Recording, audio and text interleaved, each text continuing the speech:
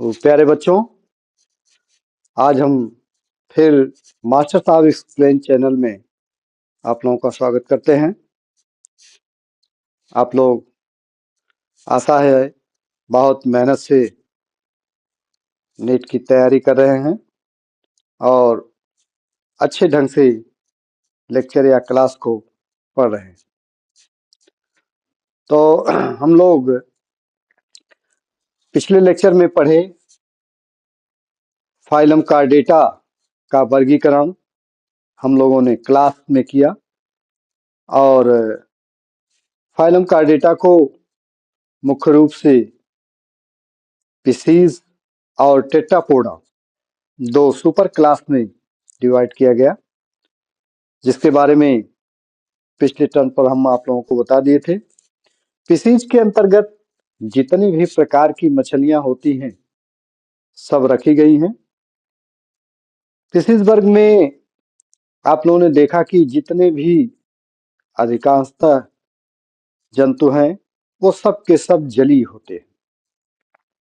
और दूसरी जो विशेषता होती है, क्योंकि फाइलम कार्डेटा की शुरुआत होती है तो इनका जो हार्ट होता है वो टू चैम्बर्ड होता है, अर्थात इसमें एक आलिंद और एक निलय होता है, और जिसके नाते स्पष्ट रूप से इनमें जो ब्लड है वो शुद्ध नहीं हो पाता। तो इसके बाद हम लोग टेट्रापोडा में पहुंचते हैं। जैसा कि नाम से ही आप लोगों को मालूम है, टेट्रा मीन्स चार और पोडा मीन्स फीट, पैर, चार पैर वाले। टेट्रापोडा को चतुष्पादा को फिर बांटा गया चार क्लास में: एम्फीबिया, रेप्टिलिया, एवीज और मैमेलिया। तो हम लोगों ने क्लास एम्फीबिया और क्लास रेप्टिलिया के बारे में पढ़ चुके हैं। जैसे जैसे हम लोग क्लासिफिकेशन में, हम बार बार आपको रिपीट कर रहे हैं कि जैसे जैसे हम लोग आगे की तरफ बढ़ते जा रहे हैं उसी तरह से जंतुओं में कॉम्प्लेक्सिटी, जटिलता आती चली जा रही है। तो अभी हम लोगों ने स्पीशीज वर्ग के बारे में पढ़ा कि ये सब जलीय होते हैं। अब टेट्रापोडा में हम लोगों ने एम्फीबिया वर्ग के बारे में अध्ययन किया। एम्फीबिया में आप लोगों ने देखा कि उसके नाम से ही है, एम्फी मीन्स बोथ और हैबिट्स मीन्स टू होम। कहने का मतलब कि ऐसे प्रकार के जंतुओं का दो घर है, दो आवास है, एक तो जल और दूसरा स्थल। इसीलिए इसे उभयचर प्राणी या एम्फीबिया वर्ग रखा गया। तो अब थोड़ा सा जटिलता हुई। स्पीशीज में हम लोगों ने देखा कि सब के सब जलीय थे और एम्फीबिया में जल और स्थल दोनों पर निवास करने वाले हो गए। अगली जटिलता में हमने देखा कि इनमें जो हार्ट था, जो हृदय था, वो थ्री चैम्बर्ड हो गया, दो आलिंद और एक निलय। इस तरह से जटिलता आई, उभयचर प्राणी हुए। स्पीशीज में हमने देखा कि सब के सब जो जंतु थे उनके शरीर पर स्केल्स पाई गई, सल्क पाई गई। एम्फीबिया में आए हम तो सल्क रहित हो गए, सल्क का अभाव हो गया, उसकी जगह क्या हो गया, श्लेष्म या म्यूकस हो गया, जिसके कारण इनकी त्वचा चिपचिपी, मुलायम, नम बनी रहती है। एम्फीबिया के बाद हम लोग जब आगे और आते हैं तो रेप्टिलिया, सरीसृप वर्ग। सरीसृप वर्ग में ये देखा गया कि ये जो जंतु होते हैं इनकी त्वचा हॉर्नी सल्क की बनी होती और इनके जो जबड़े होते हैं वो जबड़े ऐसे होते हैं कि अच्छे ढंग से इनमें क्रीपर या रेंगने का जो प्रभाव होता है उसमें देखा गया कि अंगुलियों में पंजेदार होती है, 5-5 की अंगुली होती है और पंजेदार होती है। आप लोग देखे होंगे दीवार पर छिपकली जो है वो इतनी तेजी से दौड़ती है कि जैसे लगता है कि उसके लिए अलग से एयरपोर्ट बनाया गया है। इतनी बढ़िया ढंग से चलती है कि शायद आप नजर भांजते भर देखते हैं कि इस कोने हैं और तब तक पता चला कि उस कोने तक पहुंच गए। क्यों? क्योंकि उसकी जो पंजेदार अंगुलियां होती हैं 5-5 की, उसकी विशेषता होती है कि वो चिपचिपी होती हैं और दीवालों को पकड़ करके बिल्कुल आराम से जैसे लगता है कि एकदम चिपक करके चल रहे। तो इस तरह से आप लोगों ने पढ़ा रेप्टिलिया या सरीसृप वर्ग के बारे में। रेंग कर चलने वाले प्राणी होते हैं और इस रेंग कर चलने वाले प्राणियों में आपने तमाम प्रकार का उदाहरण देखा। जितने भी प्रकार के सर्प हैं, छिपकली हैं और कछुआ है, मगरमच्छ हैं, ये सब इसी वर्ग के अंतर्गत आते हैं। अब हम लोग आज तीसरे वर्ग के बारे में अध्ययन करेंगे जिसे हम एवीज या पक्षी वर्ग कहते हैं। तो ये टेट्रापोडा के अंतर्गत कार्डेटा फाइलम के अंतर्गत हमको तीसरा क्लास मिला जिसके हम कहते हैं एवीज या पक्षी वर्ग। पक्षी वर्ग अभी तक आप लोगों ने देखा कि रेप्टिलिया में टेट्रापोडा चतुष्पादा 4 पैर की छिपकली दीवारों पर दौड़ रही। लेकिन जैसे ही आप पक्षी वर्ग में प्रवेश करते हैं आप देखते हैं अपने चारों तरफ तमाम प्रकार की पक्षियां हैं, चाहे गौरैया है, चाहे कबूतर है, चाहे पेंगुइन है। इस तरह से जितने भी प्रकार की पक्षियां हैं इनमें आपको दिखाई देता है कि 2 पैर है। अब प्रश्न ये है कि इसका सुपर क्लास जो है वो टेट्रापोडा है, चतुष्पादा है और हमको 2 ही पैर दिखाई देते। तो पहली विशेषता इसकी है कि पक्षी वर्ग के जो सदस्य हैं उनमें अग्रपाद जो है वो पंखों में रूपांतरित हो जाता है। इसका अग्रपाद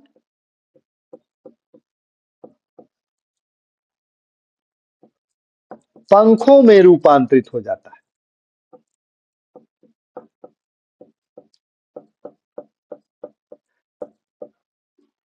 और जब अग्रपाद पंखों में रूपांतरित हो जाता है तो इसके कारण हमको सिर्फ पक्षपाद ही दिखाई देता है। दूसरी विशेषता क्या है कि इसके शरीर पर हम देखते हैं कि तमाम प्रकार के बाल दिखाई देते हैं। वो बाल नहीं है, वो क्या है? पर। पर यानी शरीर पर जो पर होते हैं, शरीर पर त्वचा पर पर, परों अंग्रेजी में कहते हैं फेदर्स। शरीर पर या त्वचा पर होते हैं, परों होते हैं, फेदर्स होते हैं। अर्थात कहने का मतलब कि जो आवरण का कार्य करते हैं, इनके चारों तरफ सुरक्षा प्रदान करते हैं, वो क्या है? फेदर्स हैं। तीसरी विशेषता, पक्षियों में आप लोगों ने देखा है बखूबी कि इसका सिर भाग गर्दन और चोंच। तो सिर भाग इसका छोटा, गर्दन लंबी व लचीली,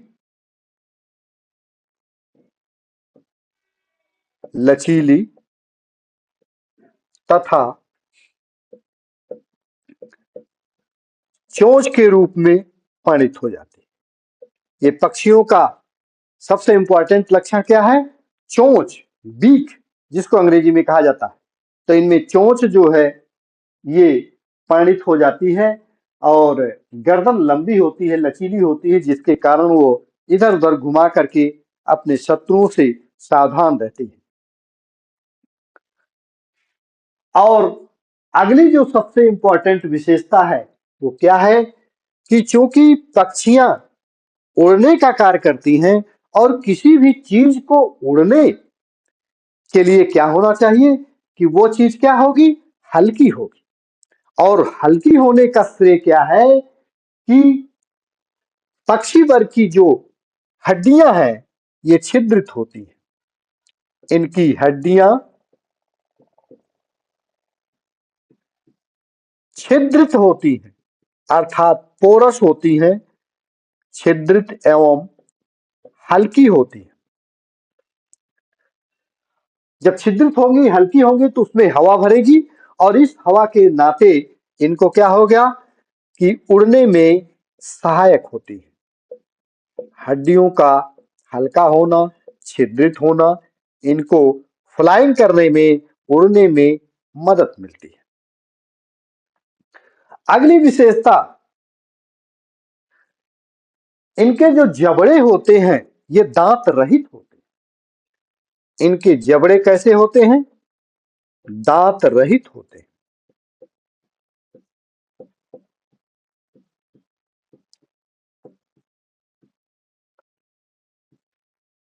इनके जबड़े दांत रहित होते हैं, अर्थात इनकी जबड़ों में दांत नहीं पाए जाते।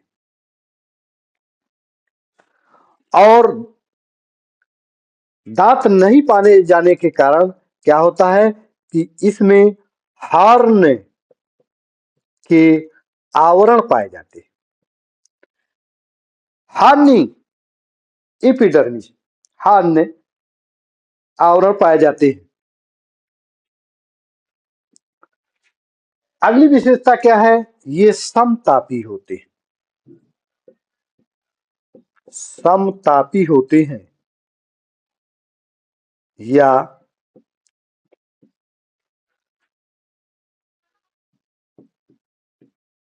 गर्म रुधिर वाले प्राणी होते हैं। Warm blooded,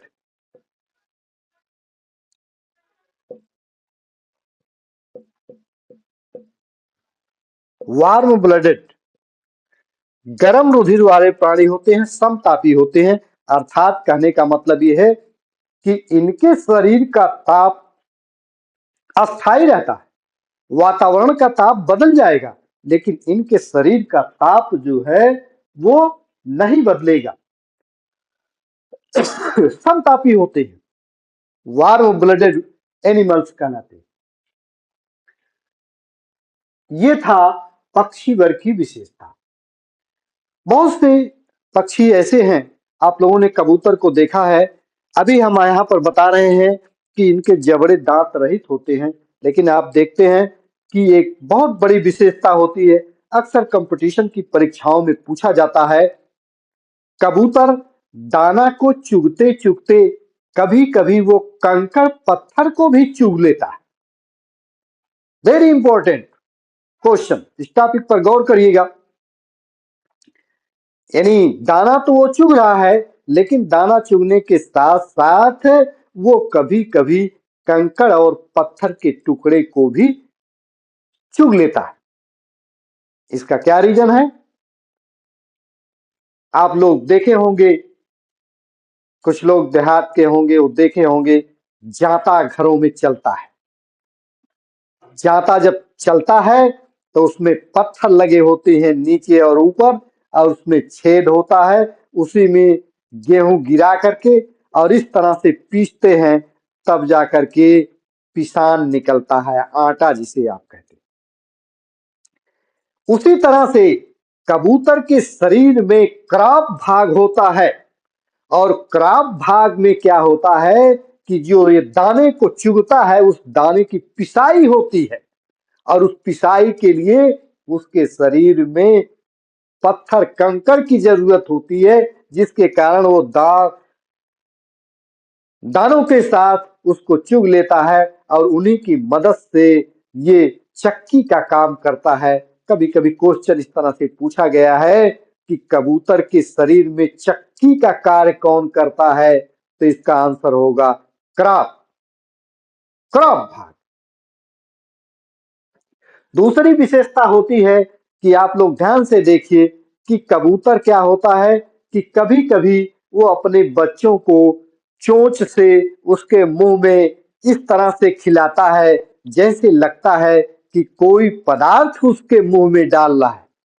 that is known as pigeon milk. उसे कबूतर दुग्ध कहा जाता है।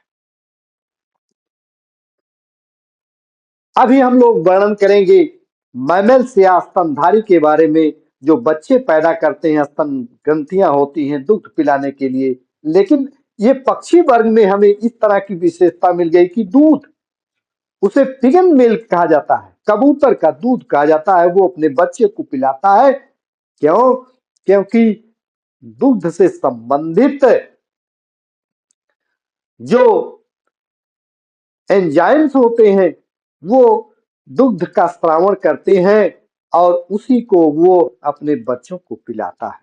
तो ये कुछ पक्षी वर्ग के ऐसे प्रश्न हैं जो कंपटीशन की परीक्षाओं में आपसे पूछे जाते हैं।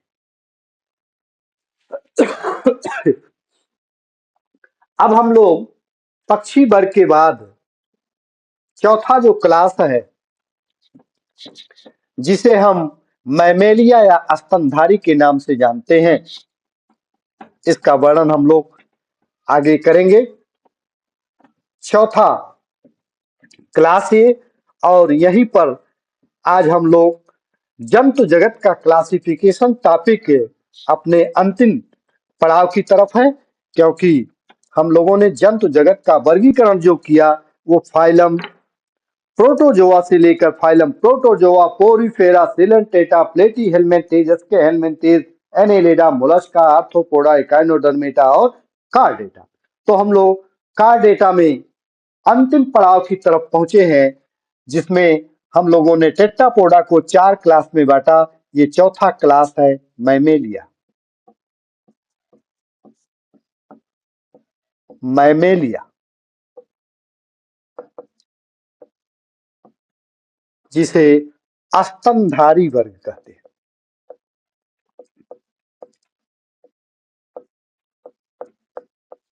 मैमेलिया या स्तनधारी वर्ग, जैसा कि नाम से ही इंगित है, स्तनधारी अर्थात स्तन धारण करने वाले। यानी इसका पहला लक्षण क्या है कि इनके शरीर पर स्तन पाए जाते हैं,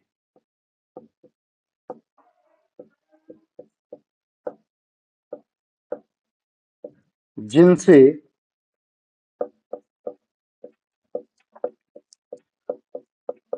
स्तन ग्रंथि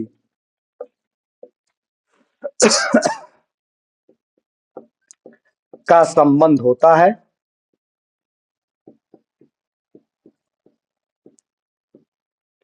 जो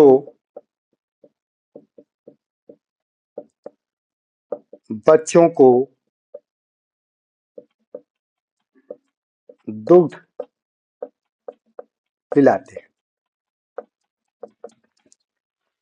तो पहला इसका लक्षण क्या हो गया कि स्तनधारी यानी स्तन धारण करने वाले ऐसे प्रकार के जंतु जिनके शरीर पर स्तन पाए जाते हैं, स्तन ग्रंथियां होती हैं जिनसे दुग्ध स्रावित होता है, अर्थात ये बच्चे पैदा करते हैं और अपने बच्चों को दूध पिलाने का कार्य करते हैं। दूसरा लक्षण क्या है? शरीर पर बाल पाए जाते हैं। शरीर पर बाल पाए जाते हैं।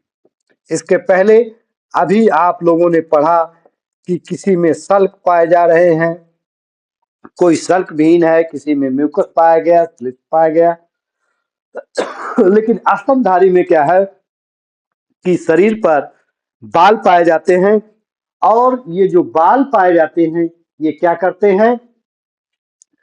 ताप नियंत्रण का कार्य करते हैं। ये वेरी वेरी इंपॉर्टेंट है कंपटीशन के पॉइंट ऑफ व्यू से, क्योंकि सभी लोग जानते हैं कि शरीर पर बाल तो पाया जाता है, लेकिन उस बाल का कार्य क्या है?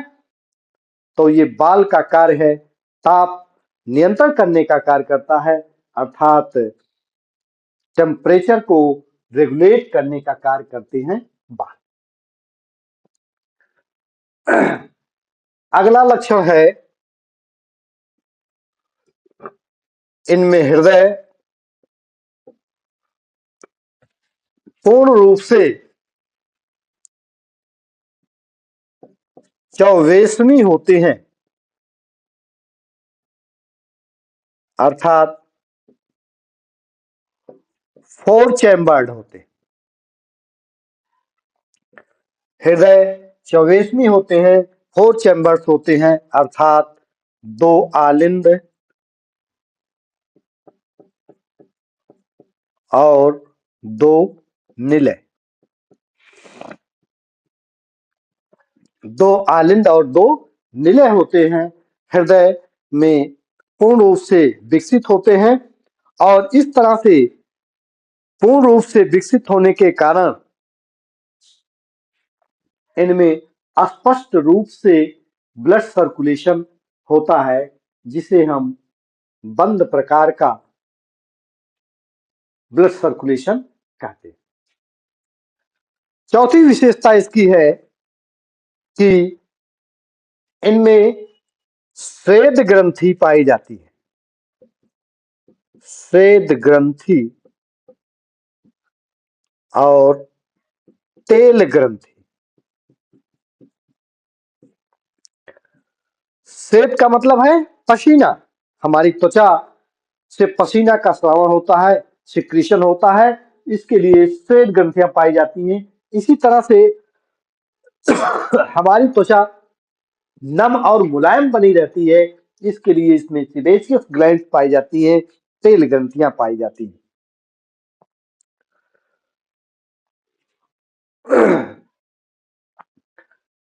और अगली विशेषता, ये समतापी होते हैं, अर्थात वार्म ब्लडेड एनिमल्स होते हैं, गर्म रुधिर वाले प्राणी होते हैं। कहने का मतलब कि शरीर का ताप इनके नियत रहता है, और वातावरण का ताप भले ही बदल जाए, ऐसे प्रकार की विशेषता को हम समतापी कहते हैं या वार्म ब्लडेड एनिमल्स कहते हैं। अगली विशेषता जो होती है इनके दांत की, वो दांत के लिए 3 शब्द हैं,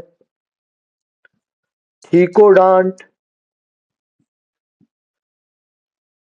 हेट्रोडांट और डाइफायोडांट। ये 3 शब्द हैं, थीकोडांट, हेट्रोडांट, डाइफायोडांट। थीकोडांट, इसको हिंदी में कहते हैं गर्तदंती। हेट्रोडांट, इसे हिंदी में कहते हैं विषम दंती। और डाइफायोडांट को कहते हैं द्विवार दंती।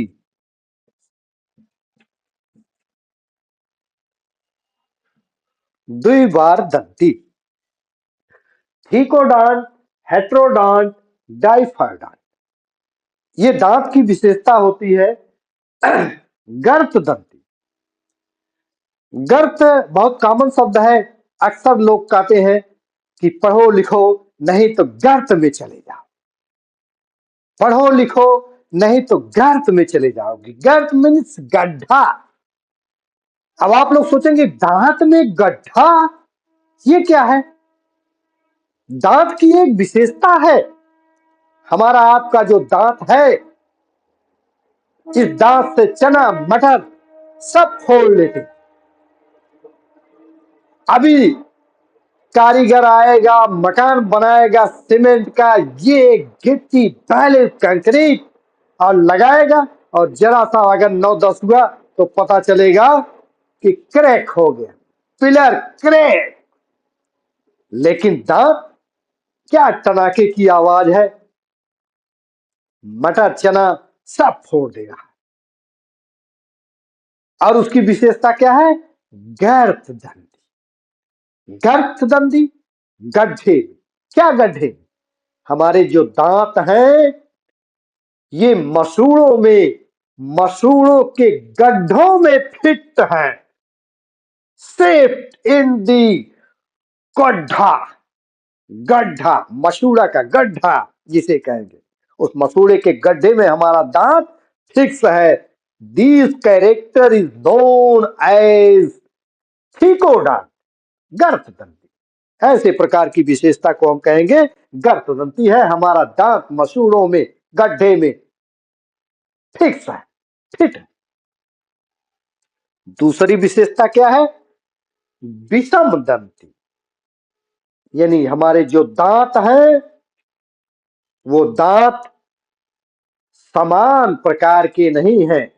आप ध्यान से शीशे में देखते होंगे कि आगे के दांत चार एक समान दिखाई देते हैं, फिर पीछे के एक एक किनारों पर नुकीले टाइप के दिखाई देते हैं। आगे आगे बढ़ते हैं तो चौभर का दांत लगता है, जैसे एक दांत में दो दांत सटे हैं।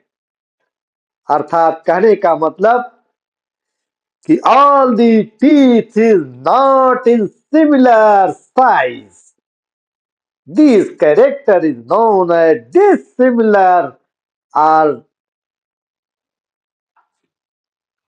a large type of teeth. यानी कहने का मतलब कि सब के सब दांत आपके समान नहीं हैं। कुछ छोटे, कुछ बड़े, कुछ मोटे, कुछ नुकीले। इस विशेषता को हम कहते हैं विषम दंती। तीसरा शब्द है डाइफायोडॉन्ट, द्विबार दंती। हमारे जीवन काल में ये दांत दो बार निकलते हैं। एक बार बच्चा छोटा जब पैदा होता है, कुछ दिनों के बाद दांत निकलता है, तो हम कहते हैं दूध वाला दांत निकलता है। कुछ समय के बाद ये दूध वाले जो दांत हैं, ये टेम्पररी टीथ कहे जाते हैं, अस्थाई दांत कहे जाते हैं। ये टूट जाते हैं, अर्थात गिर जाते हैं, और इनके जगह पर दूसरी बार जो दांत आते हैं, वो टेम्पररी नहीं होते, परमानेंट होते हैं, अस्थाई होते हैं। ऐसे दांतों को हम कहते हैं कि परमानेंट या अस्थाई दांत। तो जीवन में दो बार दांत ये निकलते हैं।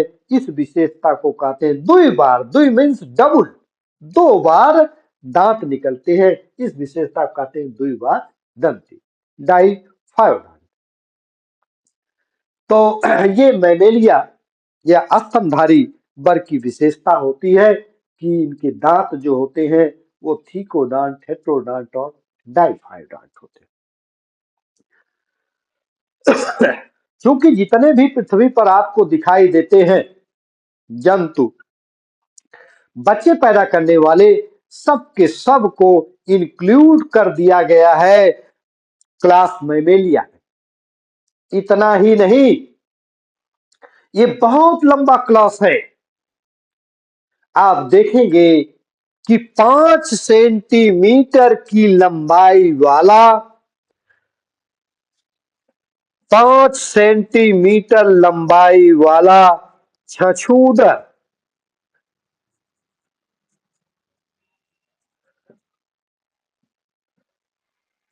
5 सेंटीमीटर लंबाई वाला छछूंदर से लेकर के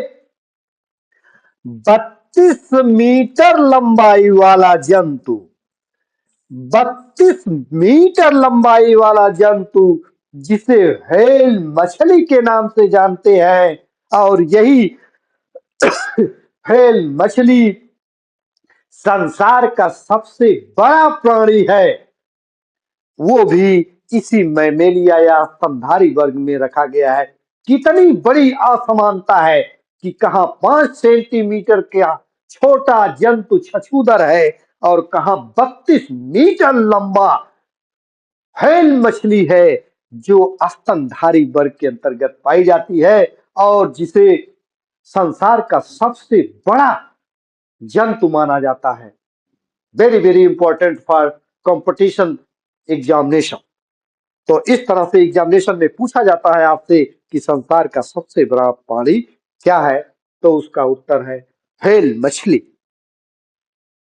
नाम व्हेल मछली है लेकिन है जंतु स्तनधारी संघ वर्ग। अगली विशेषता मैमेलिया की क्या होती है कि आप देखे हैं, अभी हमने बताया कि जितने बच्चे पैदा करने वाले हैं, चाहे भेड़, बकरी, गाय, बैल, भैंस से लेकर के मनुष्य, छछूदर, चूहा, शाही, जितने भी प्रकार के बच्चे पैदा करने वाले जंतु हैं, सबको स्तनधारी वर्ग में रखा गया है।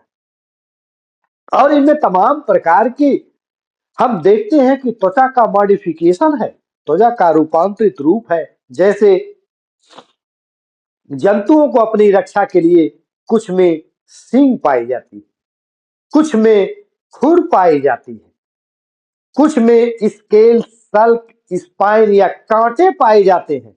आप लोगों ने देखा है शाही का कांटा, वो भी तो एक जंतु है। वो अपनी रक्षा करने के लिए उसके शरीर पर क्या है, कांटे पाए जा रहे हैं, स्पाइन पाए जा रहे हैं। कुछ में पंजे, नाखून पाए जा रहे हैं, नाखून से जो है आपको घायल कर देंगे।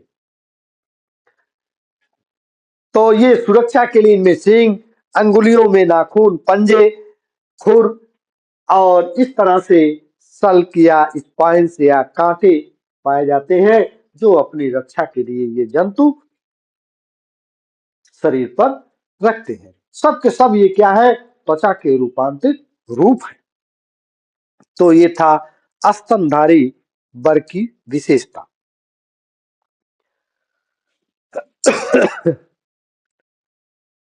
तो हम लोगों ने जंतु जगत का वर्गीकरण शुरू किया और इस तरह से एक एक फाइलम करते हुए, क्योंकि इसका मजा आपको तब मिलेगा जब आप पूरे फाइलम के पूरे वीडियो को टच करेंगे। हमने जहां से स्टार्ट किया है कि phylum protozoa, porifera, coelenterata, platyhelminthes, aschelminthes, annelida, mollusca, arthropoda, echinodermata और कार्डेटा। आप एक फाइलम या एक वीडियो को देख लेंगे तो उसमें आपको मजा नहीं आएगा। जब आप जंतु जगत का संपूर्ण क्लासिफिकेशन, वर्गीकरण करेंगे और एक एक फाइलम को, क्लास को आप देखेंगे कि कहां पर इसका स्थान है। हमने बताया शुरू शुरू में कि हिटकर नामक वैज्ञानिक ने 5 सिस्टम क्लासिफिकेशन किया और 5 सिस्टम किंगडम का जो क्लासिफिकेशन किया, मोनरा, प्रोटिस्टा, फंजी, प्लांटी और एनिमलिया, उसमें आपको प्रोटिस्टा में पहला फाइलम मिल जाता है प्रोटोजोआ। इस तरह से हम क्रमशः आगे बढ़ते जाते हैं, एनिमलिया का फिर क्लासिफिकेशन कर दिया गया। तो इस तरह से आपको Radiata, Bilateria, Coelenterata, Platyhelminthes, coelom के आधार पर किया गया। तो जैसे जैसे हम क्लासिफिकेशन करते गए और उसके अकॉर्डिंग, उसके लक्षण के आधार पर हम आगे बढ़ते गए, तो इस तरह से हम देखते हैं कि एक तो वो प्रोटोजोआ था जो कि हम एक कोष की प्राणी था, उसको खुली आंखों से नहीं देख सकते थे, उसको देखने के लिए माइक्रोस्कोप की जरूरत होती है। और वहीं पर हम लास्ट में जब पहुंचते हैं तो पता चलता है कि ऐसा विशालकाय प्राणी है, पता नहीं कितने टन का, जिसकी लंबाई 32 मीटर है और वो संसार का सबसे बड़ा प्राणी कहा गया, वो हमको मिलता है कार्डेटा के अंतिम पड़ाव पर, जिसको हम क्लास मैमेलिया में रखते हैं। तो कहां से हम चले, माइक्रोस्कोपिक एनिमल्स से चले इतने विशाल एनिमल्स के बारे में। लेकिन ये आपको तब मजा आएगा जब आप एक एक वीडियो को देखेंगे कि फाइलम पोरिफेरा का स्थान कहाँ है, फाइलम कार्डेटा का स्थान है कहाँ है, और इसके बीच में क्या क्या विशेषताएं हमें मिलती हैं। तब आपको मजा आएगा। तो आज के वीडियो में इतना ही। आप लोगों ने बहुत अच्छा समय दिया और अच्छा ही रिस्पांस किया, तो बहुत बहुत आप लोगों को बधाई इसके लिए।